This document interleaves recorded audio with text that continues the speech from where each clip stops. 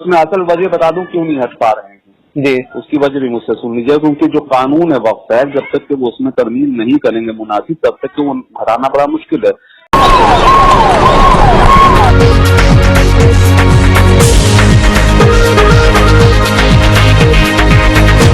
आप देख रहे हैं लाइव एक्सप्रेस चैनल। आदाब, मैं हूं सफदर रिजवी। आप देख रहे हैं लाइव एक्सप्रेस चैनल। आपसे गुजारिश है कि इस चैनल को सब्सक्राइब करें, लाइक करें, शेयर करें और कमेंट करें। अब देखें एक अहम खबर। क्या मंत्री के चाहने के बाद भी वक्फ जायदाद से अवैध निर्माण और अवैध कब्जे नहीं हट सकते? इसे लेकर मंत्री की तरफ से की गई कार्रवाई बेमानी है। इस बात का एहसास उत्तर प्रदेश सुन्नी वक्फ बोर्ड के चेयरमैन जुफर अहमद फारूकी ने कराया। फारूकी ने ये बात राज्य के अल्पसंख्यक कल्याण मंत्री धर्मपाल सिंह के उस बयान को लेकर कही जिसमें वक्फ जायदाद पर हुए अवैध कब्जे को हटाकर वहां शैक्षणिक संस्थान बनाने की बात कही गई थी। दरअसल मंत्री धर्मपाल सिंह ने 7 जुलाई को वक्फ विकास निगम लिमिटेड के निदेशक मंडल की बैठक बुलाई थी। इस बैठक में निदेशक के तौर पर शिया वक्फ बोर्ड के चेयरमैन अली जैदी और सुन्नी वक्फ बोर्ड के चेयरमैन जुफर अहमद फारूकी को भी बुलाया गया था, लेकिन इन दोनों अध्यक्षों ने इस बैठक में हिस्सा नहीं लिया। बताया जाता है कि इनके खिलाफ ढेरों शिकायतें थी, इसलिए इन्होंने मंत्री से नजरें मिलाने की हिम्मत नहीं की। अली जैदी ने इस बैठक को कोई महत्व नहीं दिया, जबकि जुफर अहमद फारूकी ने अपनी जगह बोर्ड के सीईओ को भेज दिया, जिस पर मंत्री ने नाराज होकर उन्हें बैठक से जाने के लिए कह दिया। हम जुफर अहमद फारूकी के साथ हुई बातचीत को सुनवाएंगे, लेकिन पहले वक्फ बोर्ड की हालत पर चर्चा करेंगे। बताया जाता है कि मंत्री धर्मपाल सिंह के पास सबसे ज्यादा शिकायतें शिया वक्फ बोर्ड के चेयरमैन अली जैदी से संबंधित थी, क्योंकि उनके बोर्ड ने गैर कानूनी आदेश पारित किए हैं, जिसे लेकर वक्फ ट्रिब्यूनल ने वक्फ बोर्ड के खिलाफ ढेरों आदेश पारित किए हैं।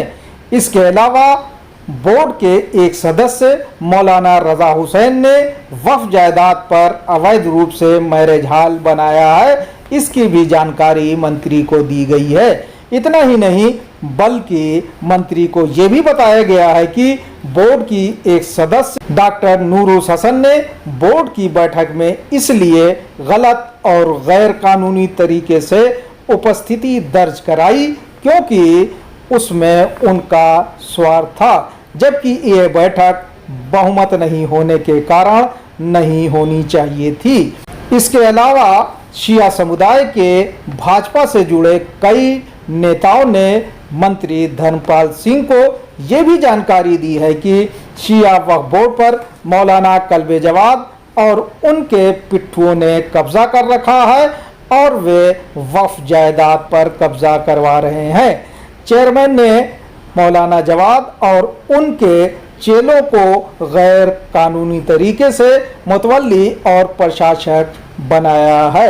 इनमें कई ऐसे हैं जिनके खिलाफ आपराधिक मामले चल रहे हैं। उन्होंने न सिर्फ मुतवल्ली या प्रशासक बनने के बाद लूट मचा रखी है, बल्कि समुदाय के सब लोगों के साथ मारपीट भी कर रहे हैं। इन्हीं में सामाजिक कार्यकर्ता जमीर नकवी के साथ भी मारपीट की गई और उन्हें नीचा दिखाने की कोशिश की गई, जबकि वे बेकसूर थे और वे सिर्फ और सिर्फ वक्फ बोर्ड के गैर कानूनी मामलों के खिलाफ आवाज उठा रहे थे। उन्होंने हाई कोर्ट में एक मामला भी वक्फ बोर्ड के खिलाफ लगा रखा है, जो अभी लंबित है।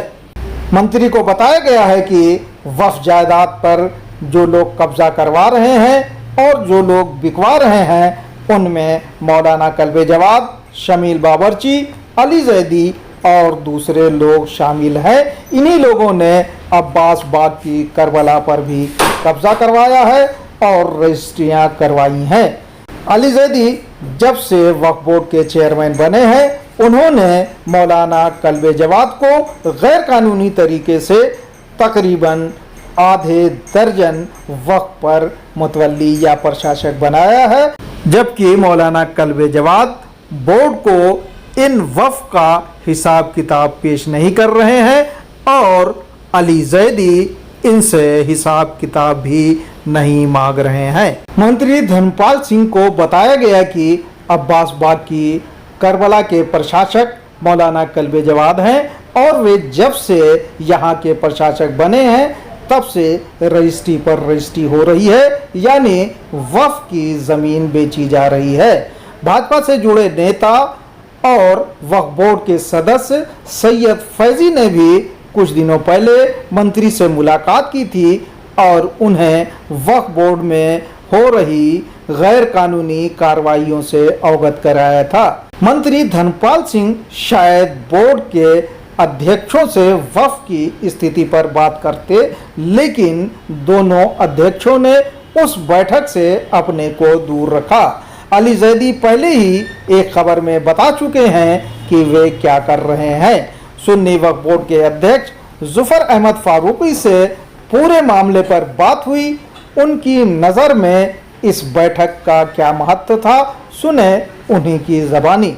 ये अभी जो मीटिंग हुई है धर्मपाल जी ने बुलाई थी मिनिस्टर ने, जिसमें आपने सीईओ को भेजा था और सीईओ लखनऊ में।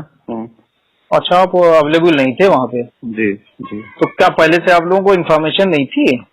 वो पता नहीं एकदम से आती है इन्फॉर्मेशन। अच्छा अच्छा, आप कहाँ गए हुए थे? मैं बाहर से। तो वो क्या करना चाह रहे थे? क्योंकि उन्होंने तो आपके बनाए हुए आदमी को, जो है जिसको भेजा था, उसको तो बैठाला ही नहीं है। नहीं तो नहीं बैठाला होगा ना, डायरेक्टर तो हम लोग होते हैं ना, वो नहीं होते हैं। जी जी जी। भेजा इसलिए जाता है कि कोई जरूरत अगर हो तो कुछ पता करना हो तो मालूम करना। अच्छा, नहीं कह रहा हूँ कि उसके बाद भी कुछ आपने बातचीत की वहाँ मिनिस्ट्री में? नहीं, मैं क्यों करूंगा बात, देखिए मेरा क्या मतलब है उससे। उसमें ऐसा है कि एक्स ऑफिशियो होते हैं डायरेक्टर्स वक्फ बोर्ड के जो चेयरमैन जी, तो ऐसा तो जरूरी नहीं है कि वो मीटिंग्स में हो ही मौजूद। सही नहीं, अगर मिनिस्टर कर रहा है तो उसको तो प्रायोरिटी देनी चाहिए। नहीं, बिल्कुल देना चाहिए, लेकिन हम नहीं अवेलेबल है तो क्या, देखिए को हम लोग एम्प्लॉय तो नहीं, ऑफिसर हैं, हमें तो कुछ मिलता भी नहीं है। We are not entitled to salary, to honorarium, to anything. ये प्योरली ऑनरी जॉब है, तो इसमें कितना टाइम दिया जाए बताइए आप। इसका मतलब आप वक्फ बोर्ड में भी टाइम नहीं दे रहे होंगे, क्योंकि वहाँ से भी तो कुछ हफ्ते में एक दिन बैठता हूँ तो मैं मीटिंग सारा करता हूँ। मेरा काम तो इससे ही मीटिंग है, बाकी तो काम सारा सीईओ का ही होता है। तो आपका प्रॉपर्टी का काम है क्या? नहीं, मेरा प्रॉपर्टी काम ही, मेरा अपना बिजनेस है। अच्छा, किस चीज का? मेरा प्लाईवुड का बिजनेस है। अच्छा अच्छा, तो सारा टाइम आप वहाँ एग्रीकल्चरल है जी। जी जी, सारा टाइम आप वहाँ पे दे पाते हैं शायद। हाँ, मैं जाहिर बात है।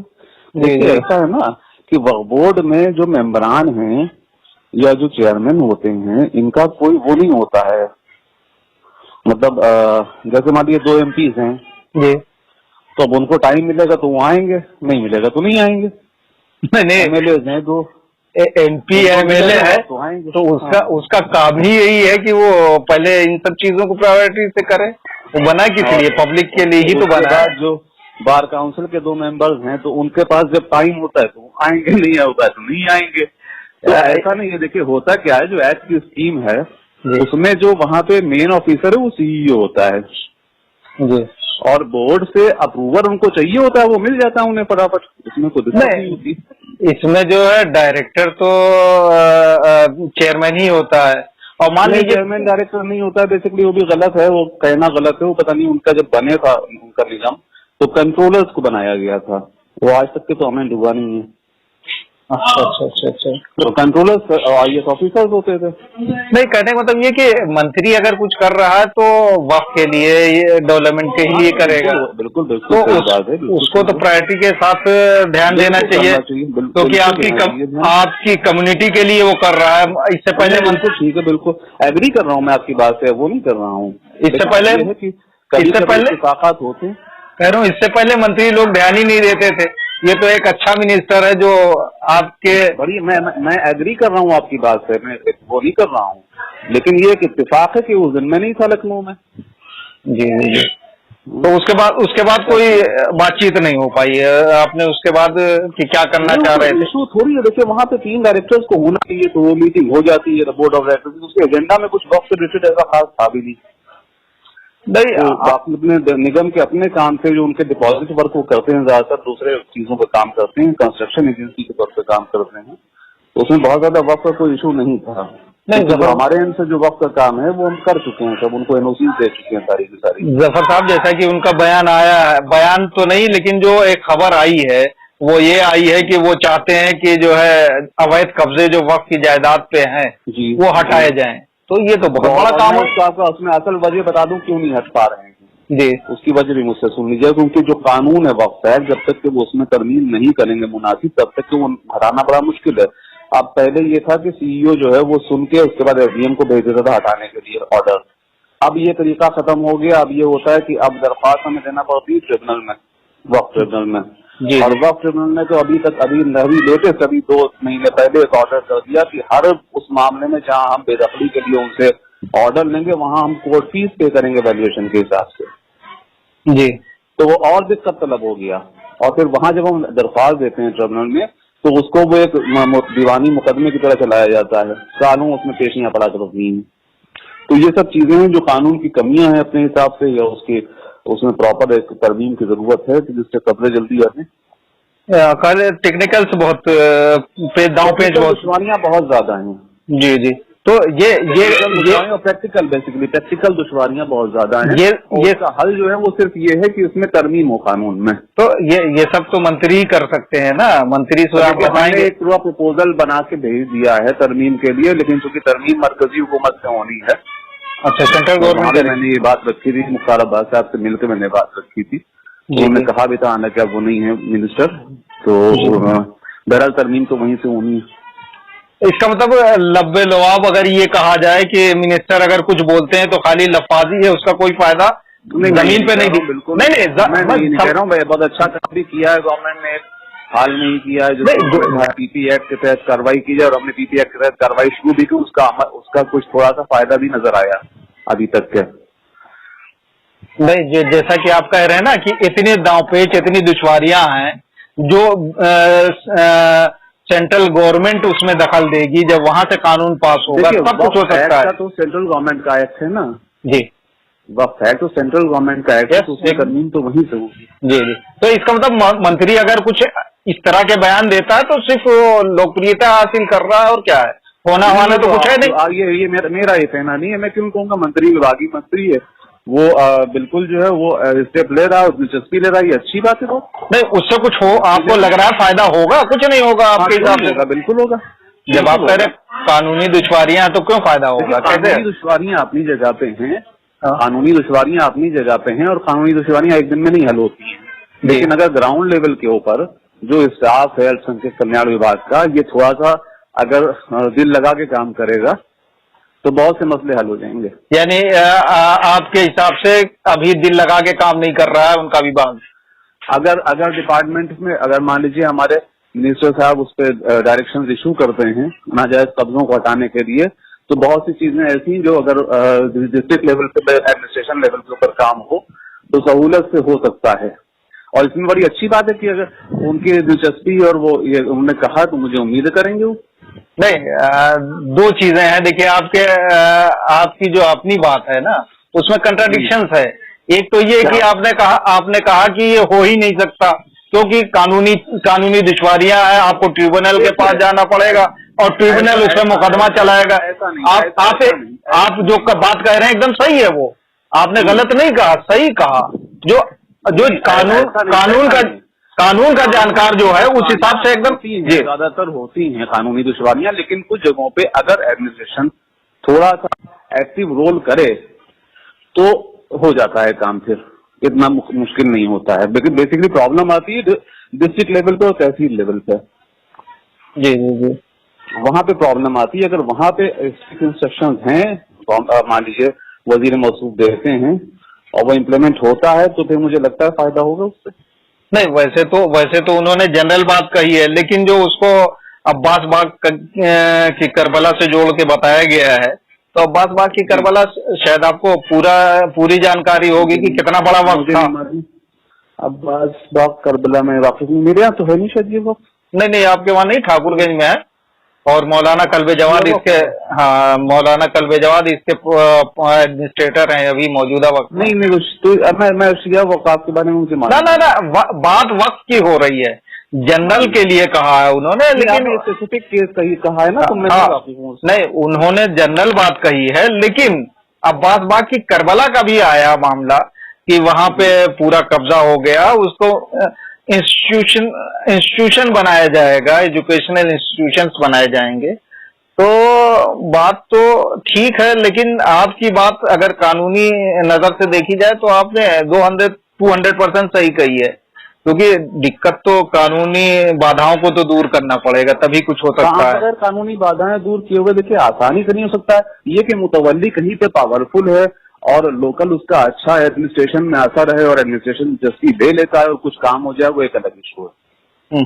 सही ऐसा हो जाता है, कहीं हो जाता है जहाँ पे मुतवल्ली खुद पावरफुल हैं, काफी पावरफुल हैं और स्ट्रांग हैं मान लीजिए, और वो एडमिनिस्ट्रेशन में अच्छा दखल लगते हैं, तो वो कभी कभी करा लेते हैं काम को, जो कि जनरली आम आदमी नहीं करा पाता है। नहीं, ऐसा भी होता है ना कि मंत्री जो आता है, नया मंत्री होता है, उसको पता होता नहीं है, जब तक आप लोग बताएंगे नहीं तब तक उसकी जानकारी में नहीं आएगा। वो तो सोच रहा है कि हम तो बहुत छोटे थे, हम क्या बताएंगे। लेकिन ये कि अगर मंत्री का इंटेंशन ये है कि इस पे कार्रवाई हो तो ये अच्छी बात है, तो मतलब मेरे हिसाब से इससे फायदा होगा। नहीं, ये तो तभी फायदा होगा जब मंत्री को आप लोग सहयोग देंगे, जब मंत्री की मीटिंग का बाइकाट करेंगे आप लोग। नहीं, बाइकाट कोई नहीं कर रहा है, ये आप गलत कह रहे हैं बिल्कुल। ना आप क्यों करेंगे, हमने आपको पहले ही बताया। न सुन्नी वक्फ बोर्ड का चेयरमैन गया, शिया वक्फ बोर्ड और शिया वक़ाफ़, उनके बारे में कोई कमेंट नहीं आपसे करता। ना वो तो कमेंट करिए, मत करो जो नहीं, मुझे उससे नहीं है तो मैं क्यों दोनों का रिजल्ट जो है, उन्होंने दोनों को बुलाया, सुन्नी वक्फ बोर्ड और शिया वक्फ बोर्ड के चेयरमैन को, दोनों नहीं गए। कुछ लोग कह रहे हैं कि आपसी साठ गांठ आप लोगों की थी इसलिए नहीं गए। नहीं, मेरा कोई उनसे ताल्लुक ही नहीं, न शिया वक्फ बोर्ड से ताल्लुक है, न शिया वक़ाफ़ से ताल्लुक है, न किसी से ताल्लुक है। मेरा क्या मतलब उनसे, किसी से कोई ताल्लुक ही नहीं मेरा। ना मुझे मतलब सही बात है कि दिलचस्पी भी है, मैं भी आपसे अर्ज कर दूं भाई, वो उनका अपना अलग काम करने का तरीका है, उनके अलग मसाइल हैं, हमारे अलग मसाइल हैं, अलग तरीका है। बहरहाल आप सबसे ज्यादा वक्त जो है सुन्नियों का ही है और बहुत इम्पोर्टेंट वक्त है, तो आपने फिलहाल सहयोग तो नहीं दिया अगर ऐसे देखा जाए तो। अब आपकी मजबूरियां अलग बात है कि आपकी मजबूरियां रही होंगी, लेकिन मिनिस्टर तो कभी कभी इस तरह की मीटिंगें बुलाता है, तो उसको या तो आपको अटेंड करना चाहिए था, नहीं तो फॉलो अप करना चाहिए था। फॉलो अप भी नहीं किया आपने।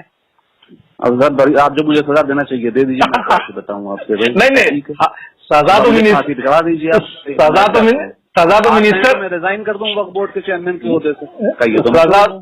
सजा तो आपको मिनिस्टर मुझे कोई दिलचस्पी नहीं है, मुझे कुछ दिलचस्पी नहीं बहुत ज्यादा है कि मैं ओहदे पे बना ही रहूं हर हालत में। नहीं, आपके खिलाफ तो जांच चल रही है, सीबीआई वगैरह की भी जांच चल रही है, तो आप छोड़ भी देंगे तो आप डायरेक्ट इन्वॉल्व रहेंगे। नहीं, काहे में इन्वॉल्व रहेंगे? बिल्कुल, जो भी आपके ऊपर एलिगेशन है, जब तक वो साबित नहीं हो जाएंगे तब तक आपका वोट। ऐसा है, मेरे ऊपर एलिगेशन जो भी साबित होने हैं वो जिसको करना है करे। तो आपको इंटरव्यू दे नहीं रहा हूँ। नहीं, उसकी बात, क्योंकि आपने कहा आपको वक्फ बोर्ड से कोई दिलचस्पी नहीं है। मुझे ऐसी दिलचस्पी नहीं है कि मैं बिल्कुल अपनी जान देने को उतारू हो जाऊँ। नहीं, जब तक आपका तो फर्ज ये बनता है कि जब तक आप वक्फ बोर्ड में रहें तब तक आप वक्फ के लिए काम करें। देखिए, ऐसा है जनाब अली, वक्फ बोर्ड के लिए जब तक वही आदमी फुल टाइम देगा जो फिर वहीं से कमाए खाएगा। बस सीधी सी मैं आपको बात बताता हूँ।